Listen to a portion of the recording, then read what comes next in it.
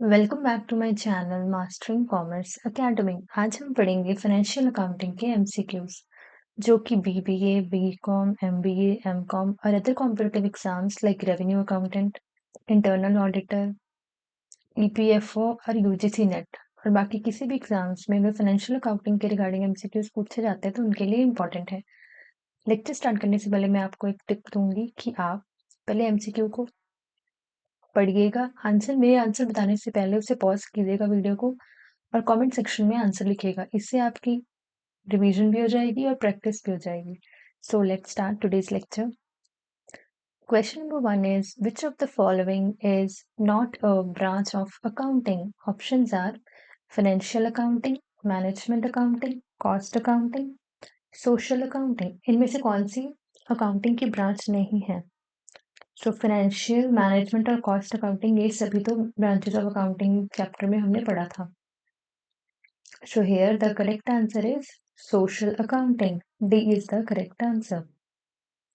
Next question is, the main objective of financial accounting is to determine the tax liability, provide information to internal users, provide financial information to external users, prepare budget estimates. Financial accounting का main objective क्या होता है? Basically उसका main objective होता है provide financial information to external users. C is the correct answer. Next question is, which of the following is considered a real account? Cash, rent, commission, salary. So तीन तरह के accounts होते हैं अगर आपको याद हो, पर्सनल, रियल और नॉमिनल। पर्सनल अकाउंट में बेसिकली ऑल पर्सन्स को इंक्लूड किया जाता है, person, company in the name of representative. Real में बेसिकली एसेट्स को इंक्लूड किया जाता है और नॉमिनल में एक्सपेंसेस, गेन्स, लॉसेस को इंक्लूड किया जाता है। इन्होंने यहाँ पर पूछा है real account. So real account in सब में से हमें एसेट बताना है कौन सा। रेंट तो नॉमिनल है, कमीशन भी नॉमिनल है, सैलरी भी नॉमिनल है। सो here the correct answer is a, cash. Next question is, the basic accounting equation is. इनमें से कौन सी बेसिक अकाउंटिंग इक्वेशन है जो करेक्ट है? Options are asset equals to liabilities plus debit, asset equals to liabilities plus capital, asset equals to expenses minus liabilities, या फिर capital equals to assets plus liabilities।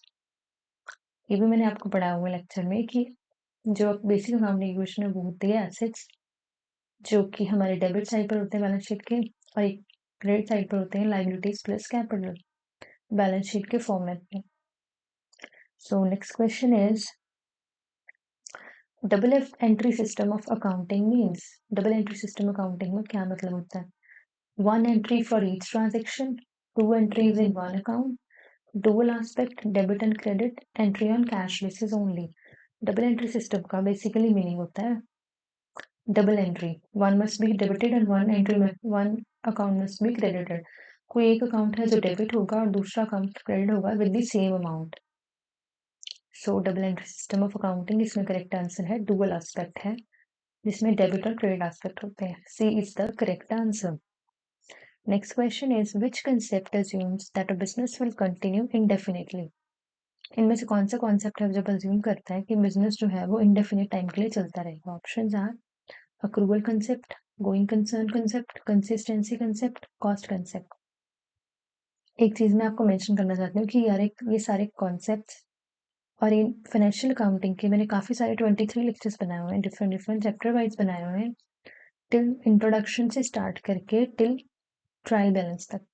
आप उन्हें देख सकते हैं और एक नैरो व्यू ले सकते हैं। पूरा एक्सप्लेनेशन के साथ बताया हुआ है, इन सब कॉन्सेप्ट्स को भी एक्सप्लेन किया हुआ है, तो उन्हें आप जरूर देखिएगा, उस प्लेलिस्ट को जरूर देखिएगा अगर आपको इन डेप्थ नॉलेज चाहिए। ठीक है जी। सो हियर जो इसमें पूछा गया था कि बिजनेस जो है वो इंडेफिनिट टाइम के लिए कंटिन्यू रहे, इनमें से कौन सी कॉन्सेप्ट है वो इस चीज को बताती है। That is going concern concept. Going concern concept हमें बताती है कि बिजनेस जो है वो इंडेफिनिट टाइम पीरियड के लिए चलता रहेगा।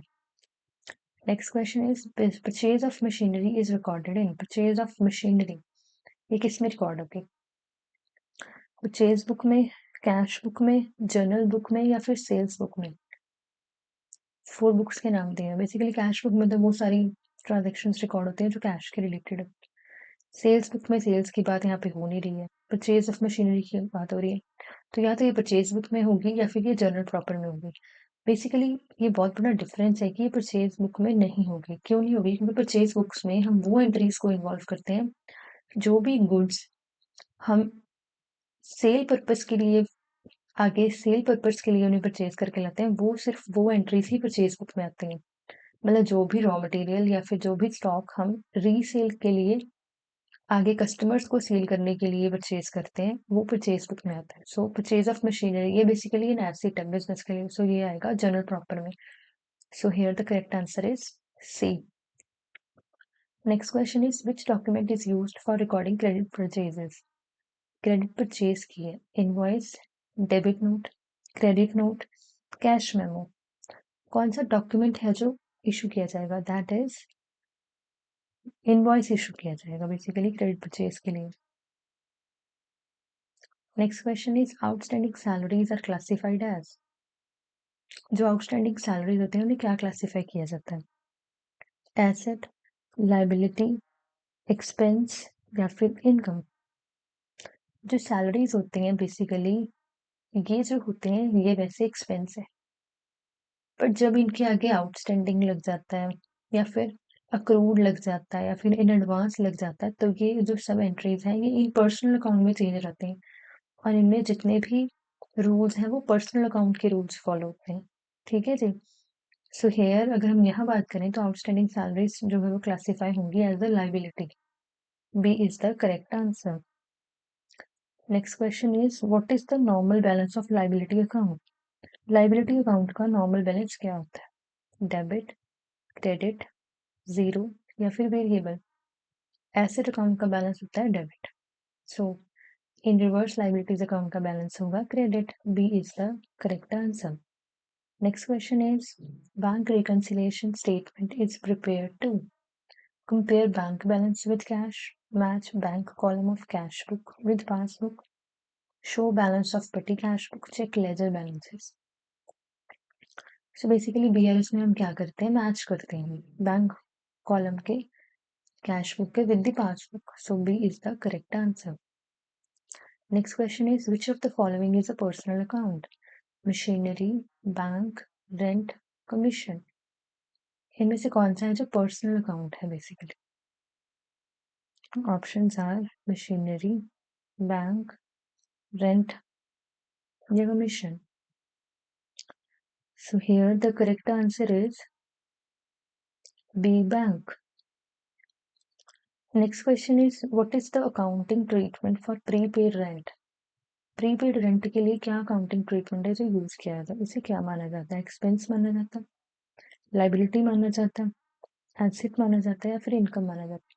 जो भी रेंट हमने पहले ही पे कर दिया और वो बिजनेस के लिए एसेट है क्योंकि हम ऑलरेडी पे करके ही बैठे हैं, तो ये एसेट साइड आएगा और इसका डेबिट बैलेंस होगा।